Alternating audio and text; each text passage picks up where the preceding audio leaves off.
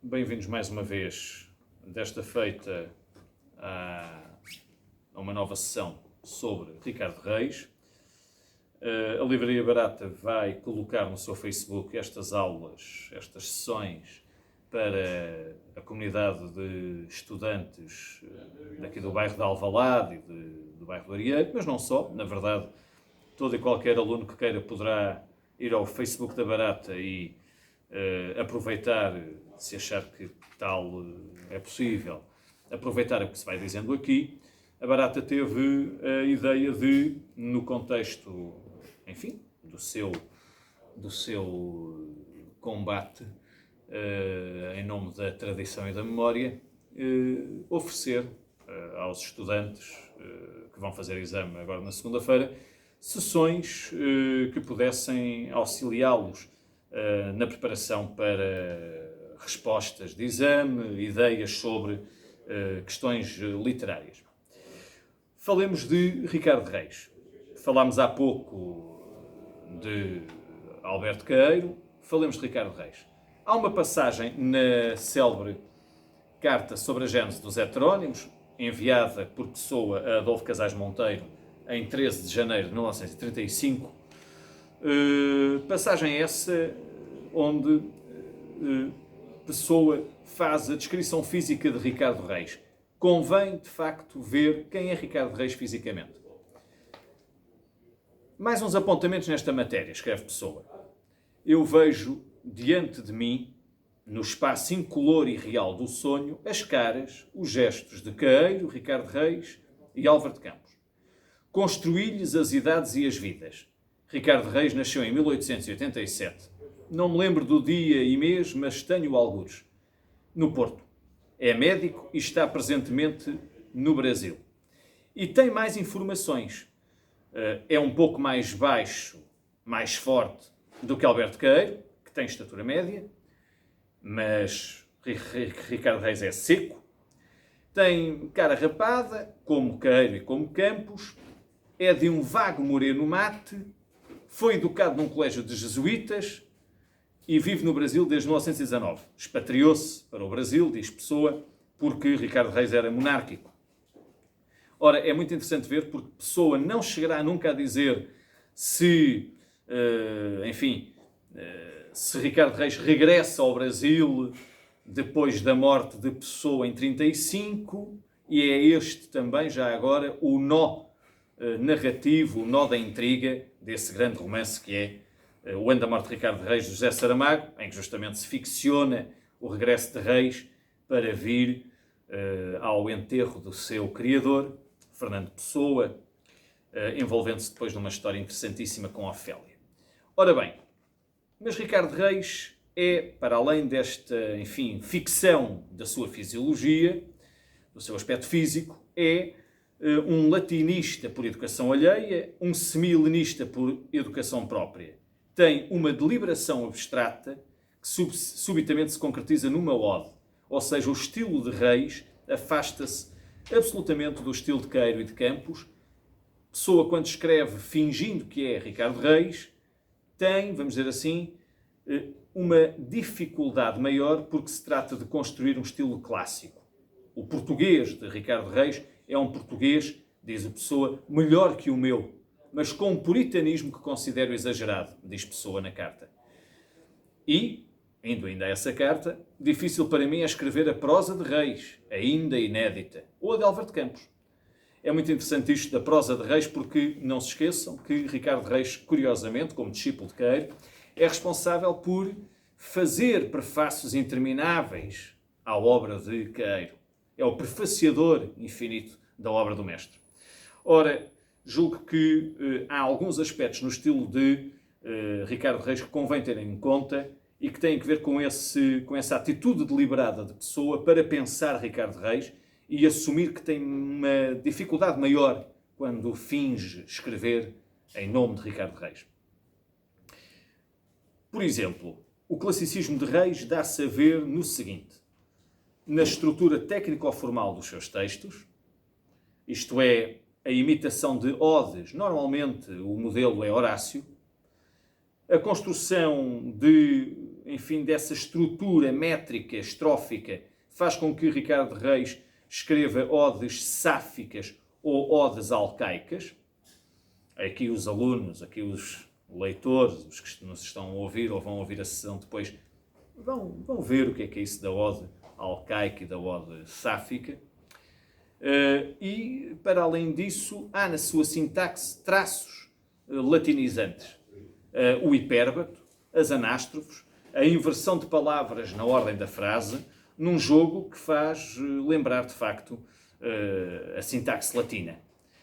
Para além dos usos de arcaísmos, para além também de uma visão de mundo que tem que ver com tópicos retomados do classicismo greco-latino, a Aurea Mediocritas, o Carpe Diem Horacianus, as filosofias epicurista e estoica, isto é, uma espécie de reclamação para este heterónimo daquilo que faltaria, vamos dizer, na modernidade poética portuguesa, um poeta de estirpe verdadeiramente estranha, porque quase que fora do tempo. Reparem que estamos no século XX, no quadro de inovações estéticas do modernismo, dentro daquilo que são os espíritos de vanguarda, futurismo, cubismo nas artes plásticas, vertiginismo, enfim.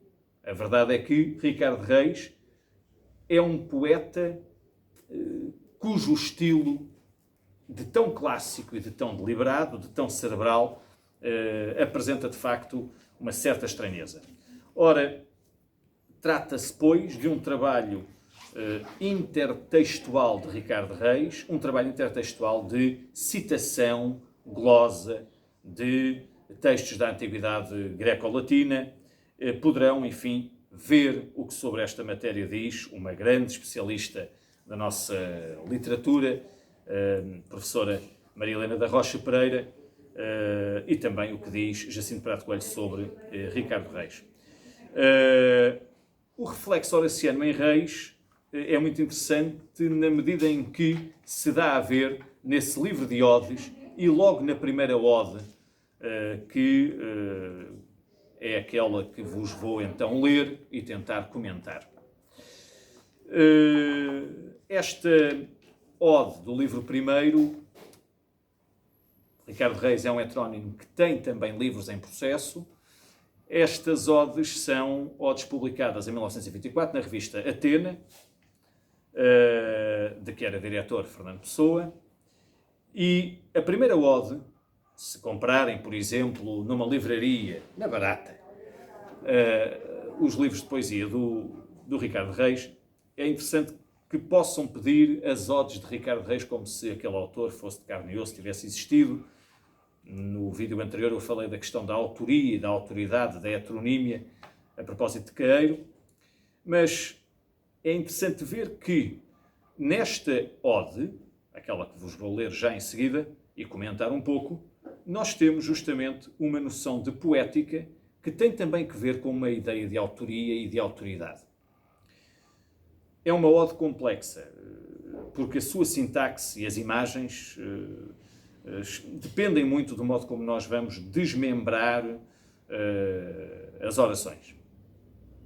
O poema diz o seguinte: seguro assento na coluna firme dos versos em que fico, nem temo o influxo e número futuro dos tempos e do olvido, que a mente, quando fixa, em si contempla os reflexos do mundo, deles se plasma torna.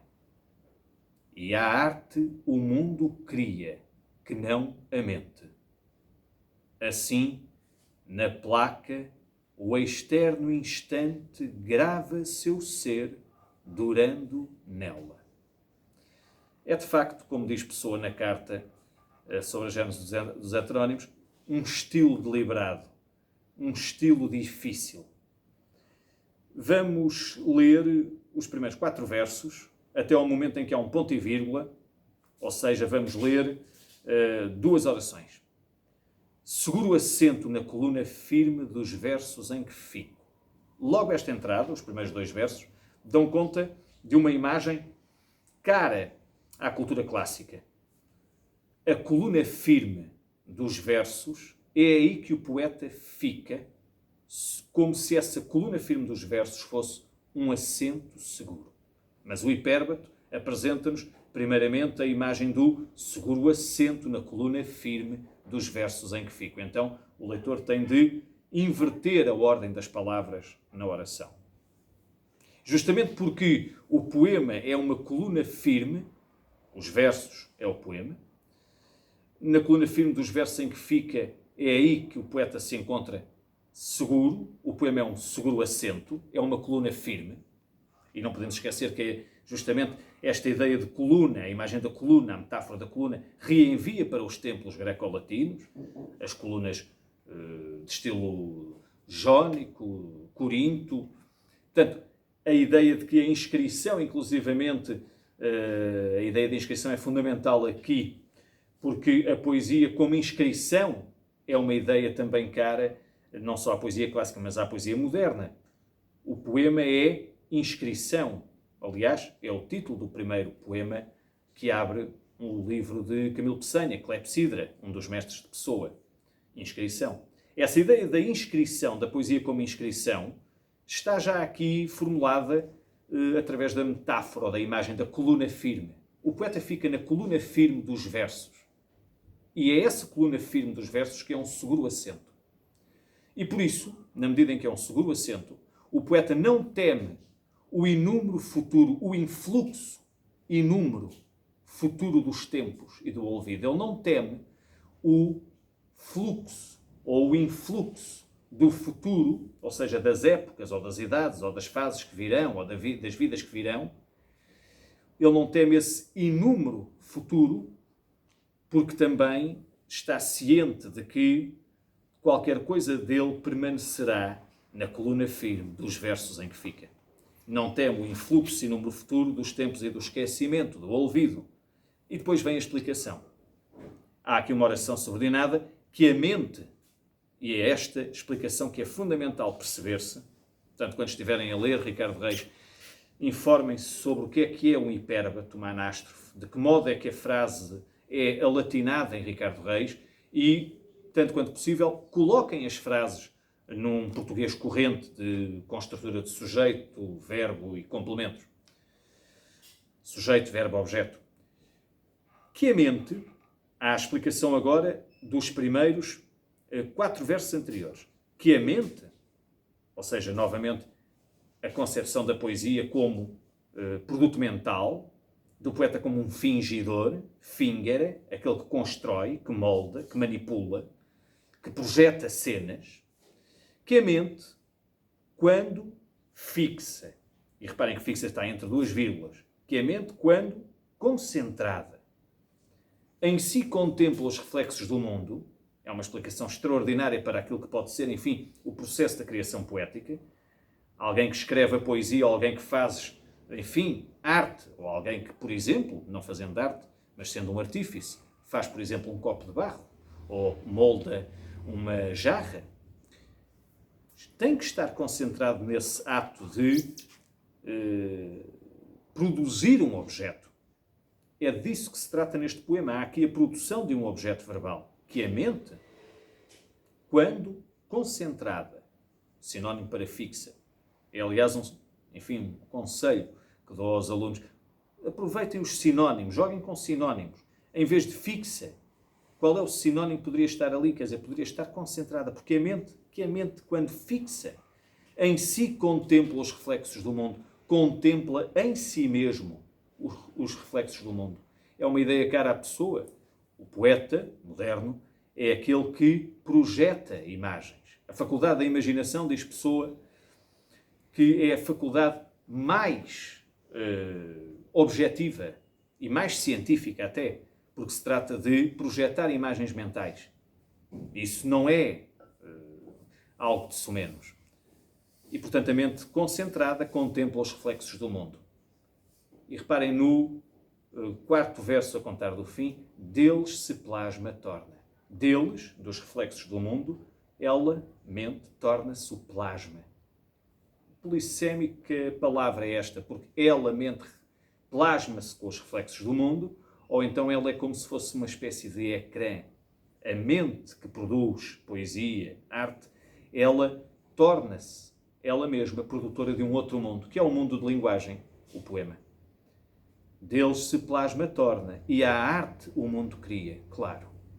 E uma vez que a poesia é recriação do mundo real, transfigurado num mundo de linguagem, produzido pela mente, ela não pode ser senão esse processo que cria o mundo. E a arte o mundo cria, que não a mente.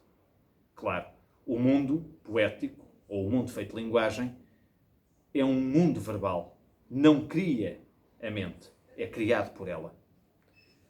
Últimos dois versos. Assim, na placa, o externo instante grava seu ser. Assim, na placa, imagem que reenvia para a cultura clássica, não se escrevia em folhas de papel, os gregos escreviam em placas de cera.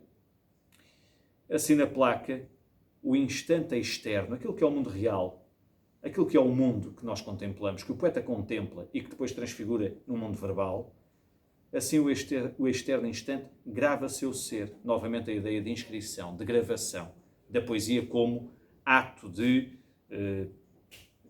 pressionar sobre uma superfície uma determinada ideia.